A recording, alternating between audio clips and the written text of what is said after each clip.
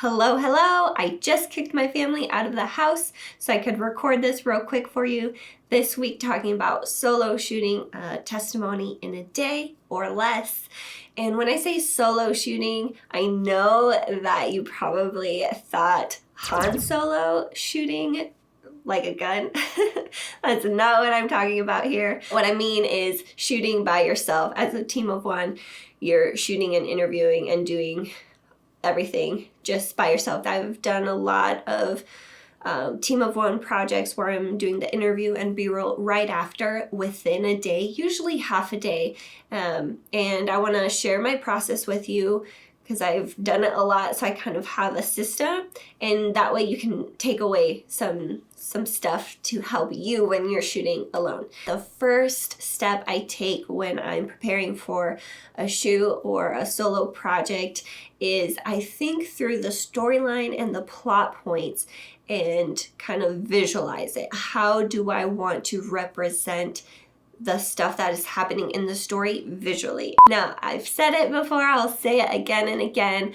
I highly recommend that you have a way to build out your story structure and your storyline before you go in to shoot. Now, I have some resources on my website, on my blog, you can look at to help you figure out how to build a story structure that's effective. As I'm visualizing the B-roll I want with each plot point, I also think, okay, what's realistic, what's feasible, because I'm also limited. You have to realize what your limitations are. Location, equipment, time. I think about all those limitations and then figure out if the B-roll that I want is feasible or adapt it to those limitations. So step one, I have my B-roll already planned. I know what I want to get visually to represent my whole storyline. And then step two is organizing the shoot. So putting together a schedule. I always start with the interview. The interview is the meat of the story. So I always start with the interview, which is the most important and also takes the longest.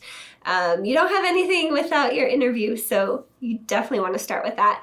And then I organize the B-roll. So you can prioritize that B-roll by several different things. It could be location, change of clothes if your people in it need to change outfits, the time of day if the sun's going down, the equipment you want to use so you're not changing lenses out all the time. It depends what you are working with, but you definitely want to organize, plan very well so that within that day or the few hours that you do have, you can get the most out of it.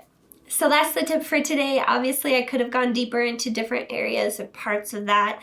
And if you do want me to go deeper into different areas like how to interview, how to come up with questions, stuff like that, give me a comment below. Of course, any questions that you have also would love to answer those. Hopefully you got a lot out of that. If you like it, please like and share, and I will see you guys next week.